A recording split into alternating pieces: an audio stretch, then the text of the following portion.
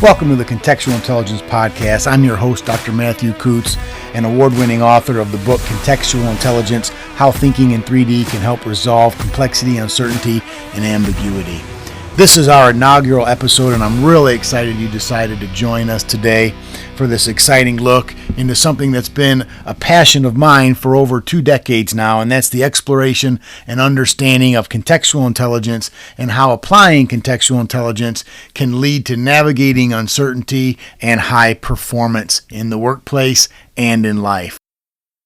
Well, welcome to this, my first episode of the Contextual Intelligence Podcast, and I think it's only appropriate that we start at the beginning of the book and throw proper credit out to where credit is due. And a lot of the ideas that generated from this idea of contextual intelligence came to me in my own personal study and the convergence of 2 areas. One, the traditional research and interest in human performance and corporate performance. And then also there's a time in ancient Israel's history where David was becoming king of Israel. And at that time, there was a particular tribe, the tribe of Issachar, that came to David to offer their services to help in this transition that the country and David was going through. And it says that the tribe of Issachar had understanding of the times to know what Israel ought to do. And if I wanted to start with anything at all, it's important to note that contextual intelligence is about learning to understand the times and then acting intelligently by knowing what to do. And I think one of the things that's critical that we understand when we talk about contextual intelligence, it is a twofold capacity. And first and foremost, it's having the ability to understand what's going on in the environment around you. What are the variables? What are the factors? What are the situations that make up the time, the ethos, the kairos moment? And that's about the specific era that you're in. It's not about chronological time. It's not that they knew what time it was. It's that they understood the ethos. They understood the zeitgeist, which is the German word for a very similar process. And it's exactly that so many people fail to recognize. And once we do that, that in and of itself isn't enough. There's another thing that we need to be able to do, and that's to act appropriately once we make that determination. One of the things that I like to use as an example is a medical diagnosis. A lot of times there's a physician will perform or conduct a history and they'll do special tests and they'll go through the whole diagnostic process, and then they'll determine what it is, what the condition is, what the illness is, what the injury is, and they make that determination, and they don't just stop there. A good physician won't just stop at, oh, you have a grade 3 tear of your anterior cruciate ligament, or you have a diagnosis with some particular illness or disease. And they don't just stop there. After they make the diagnosis, they then prescribe a certain intervention for you to begin to participate in, for you to begin to engage in, so that you can begin your recovery and start the healing process. And it's no different here. And the tribe of Issachar had capacity to discern what was going on in the environment. In other words, they had the ability to make a diagnosis of the context. They could understand what the variables were, what the factors were, what the conditions were that contributed to a certain or specific situation and environment. And then once they made that determination, they were able to act appropriately and not just go on hearsay, not just go on precedent, not just go on history, not fall victim to logical fallacies and heuristics and things like that of what happened yesterday will happen again and repeat those kinds of things. They actually knew what needed to be done in that particular situation at that moment, and it was specific, and their behavior and their response was specific to the particular situation that they diagnosed or found themselves in. In other words, they acted differently in each situation that they found themselves in, and they knew how to recognize those situations and then had the requisite experience and the requisite foresight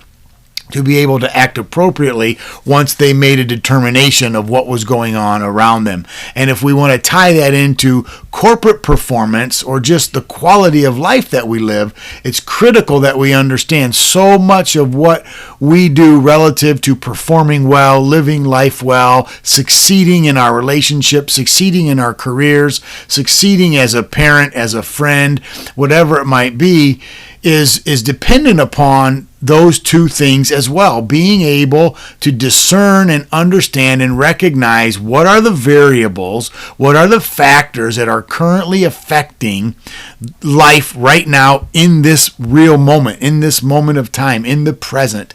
And then once they make that determination, it's then knowing, all right, well, what experiences do I have? What capacities do I have? What skills do I have? What competencies do I have that enable me to perform as needed based on this diagnosis of the environment?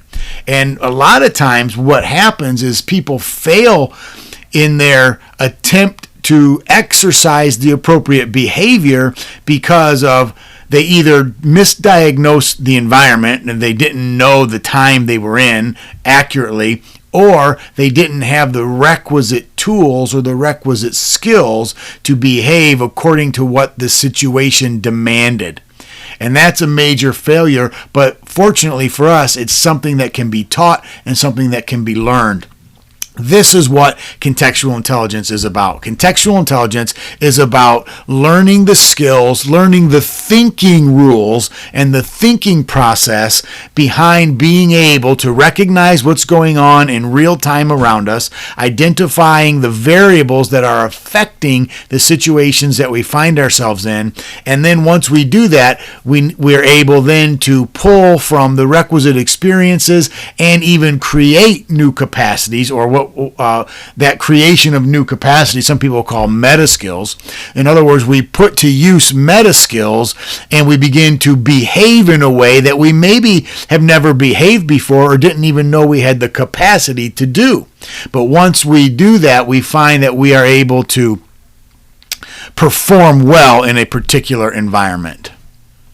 You know, in the book, Contextual Intelligence, and the introduction, we set the tone by talking about the leadership landscape today and how critical it is to understand that it's changing. Now, that might sound obvious, but I'm always surprised. I'm still surprised at how often the obvious needs to be stated. And the reason is because even though we say it, we don't necessarily understand what that means for our actions and for our behavior. So, yes, the environment is changing. We're in that post-COVID world. We're in a VUCA world. VUCA stands for volatile, uncertain, complex, and ambiguous.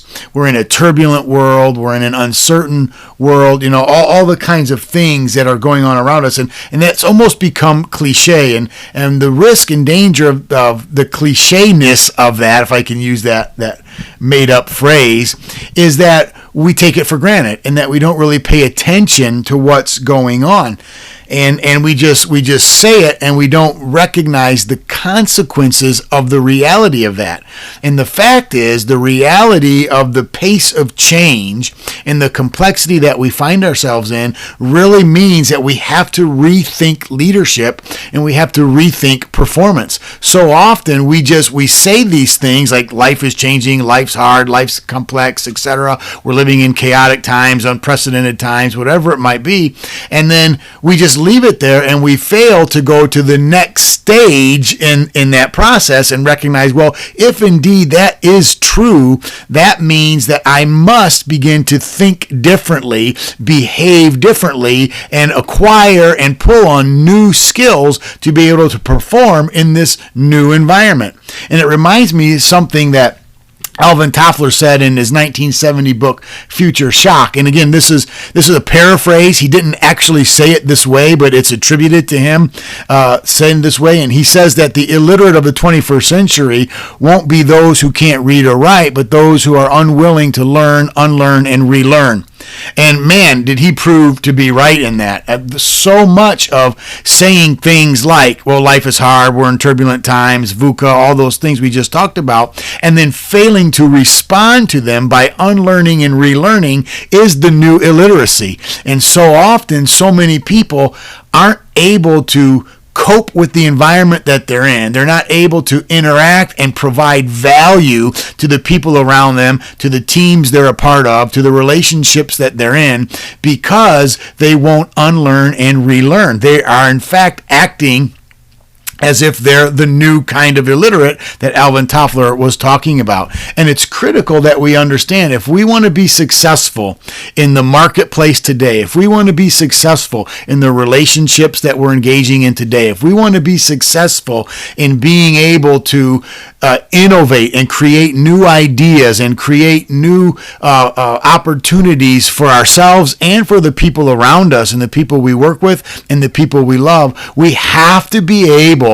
to navigate complexity instead of trying to avoid complexity. We have to be able to embrace and appreciate chaos instead of trying to steer away from it and pull people out of it. And that's one of the things that as leaders, it's so important we understand about this new world that we're in, is chaos is no longer the enemy. Chaos now must be viewed as an opportunity. And for those of us who have the tendency or the propensity to view chaos as something to be avoided and something to pull people out of, we are already irrelevant and obsolete. And what's critically important is that we understand chaos, complexity, the turbulence that we've been talking about is actually an opportunity for us to improve. It's an opportunity. It's a signpost. It's a flag to us, a mile marker, as it were, that it's time to unlearn and relearn. And that's really what the sons of Issachar, the tribe of Issachar that I mentioned at the beginning, was able to do. They discerned the times, and that's critically important, because discerning the times means that every moment needs focus. Every moment needs to be paid attention to, and we can't take for granted what we think is going to happen because of what used to happen or because of what did happen. And that's a critical error that so many leaders make in the world today, and we have to understand that every moment needs to be discerned. Every moment needs to be evaluated, and every moment is made up by different variables and different factors. And the way to recognize the moment is to recognize the variables and factors that are converging in this present real moment of time to make the moment that we're in. And once we can do that and learn the techniques of recognizing those variables, recognizing those factors, developing the interpersonal skills that are required to recognize those, developing the emotional intelligence skills that are necessary to recognize those, developing the personal awareness skills that are necessary in recognizing those things, then we begin to be able to take the next step, and that's knowing what to do, the appropriate action that needs to be implemented so that I can take advantage of what I just was able to recognize and see.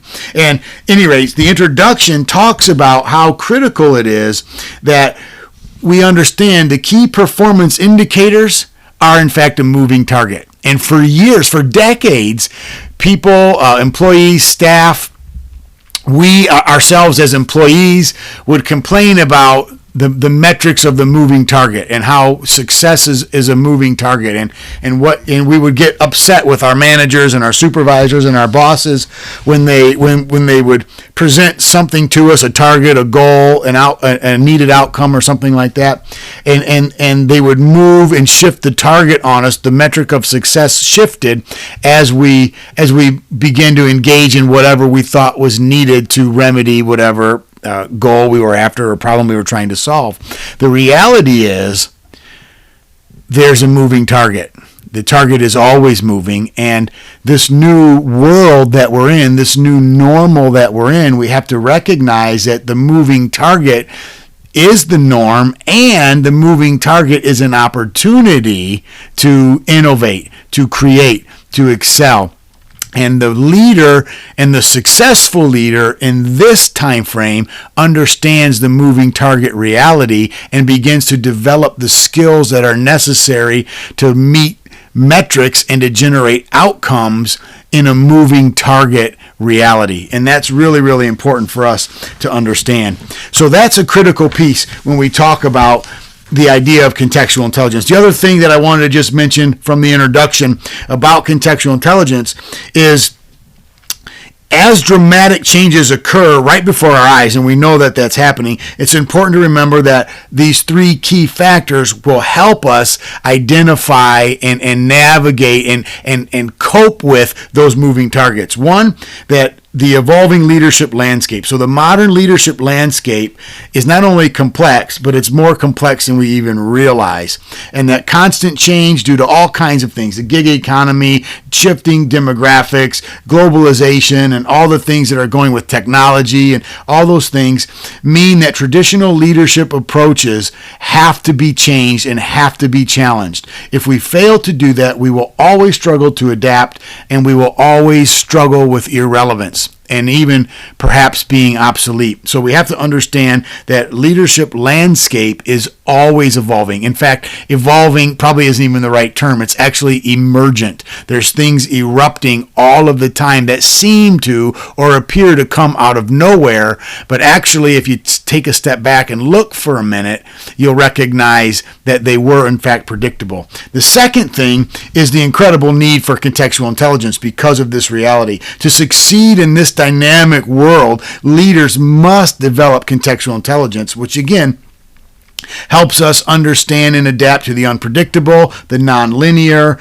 the non-sequential, and it's manifest by being able to transition between the different contexts we find ourselves in. For example, so often we think of success relative to particular settings or particular contexts. For example, I might be really good communicator at work, but a really lousy communicator at home with my family. That's no longer acceptable because of the blurring of the lines, because of the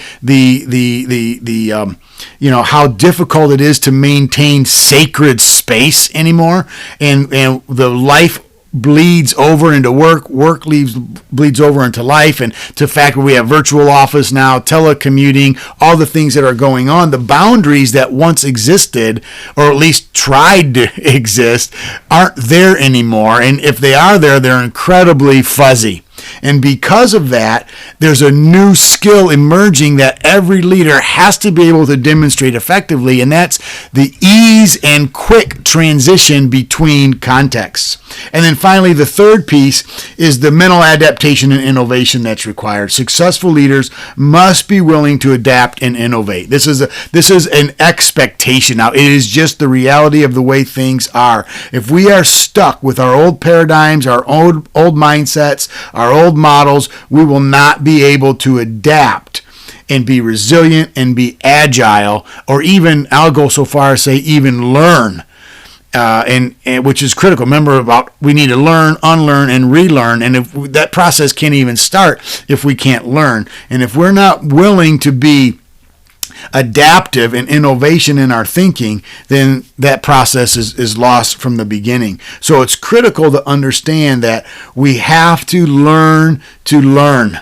We have to learn to identify the variables in a particular context. And the mindsets that got us here won't be the mindsets that can get us to the next place. And of course, I'm sure all of you listeners, or many of you listeners, are very familiar with Carol Dweck and her research on mindsets, and she talks about the fixed mindset and the growth mindset. This is perfectly applicable here as well. People who are given to a fixed mindset. A fixed mindset is someone who just believes, this is the way I am, this is the way I was born, I have these particular skills, I have these particular preferences, and I need to interact, and everybody needs to accommodate me and my preferences and my mindsets in order to be successful. Listen, that's just not going to work anymore. We have to have a growth mindset, which is where we challenge ourselves to always believe we can learn more, do more, be more, and that there's no such thing as static existence. So this eradicates the idea that the leader's job is to maintain the status quo. Listen, that's completely false. That might have been true 50 years ago, but it is certainly not true today.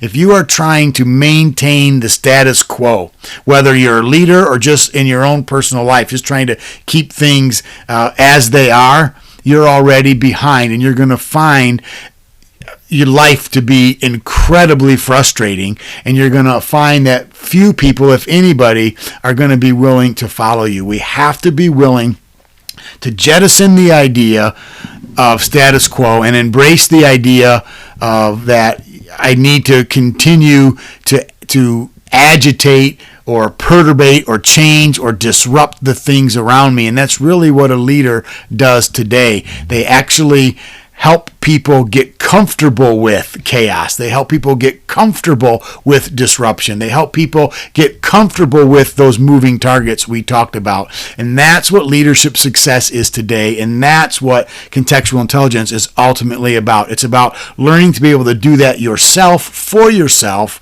And it's also being able to learn how to communicate that ability and those meta skills to the people around you, to the people who you love in your families, your communities, your neighborhoods, etc., the people who you're related to, as well as the people who you work with, either as a supervisor or as a follower, in all 360 degrees of the workplace. So that's really, really important concept to have. So that's how I wanted to introduce this first part of Contextual Intelligence Podcast. I hope you enjoyed this very first episode. We're going to take the next several episodes, and we're just going to go through each chapter of this book one at a time and talk about some of the key ideas, episode by episode, chapter by chapter, in this Contextual Intelligence book. And again, the title is Contextual Intelligence, How Thinking in 3D Can Help Resolve Complexity, Uncertainty, and Ambiguity. And stay tuned at the end here. There's going to be information for how you can get in touch with me and how you can get in contact to purchase the book for yourself and for your organization.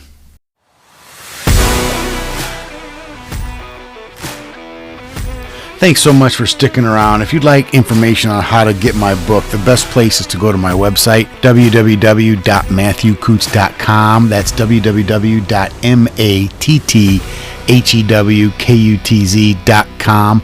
I will also include links in my show notes to my website as well as my other social media. I also have a Shopify page where you can access some of my other books that I hope you will find interesting as well. Again, the best place to get a copy of Contextual Intelligence is through my website at www.matthewkutz.com.